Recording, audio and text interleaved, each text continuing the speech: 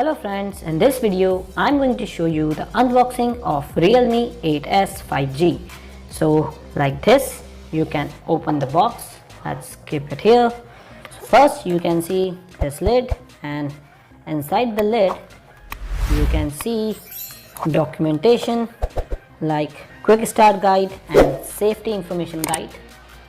After the documentation we have transparent back cover, and here is your Realme 8S. Looks really stylish in this blue color. You can also see the camera module and Realme branding, looking really premium.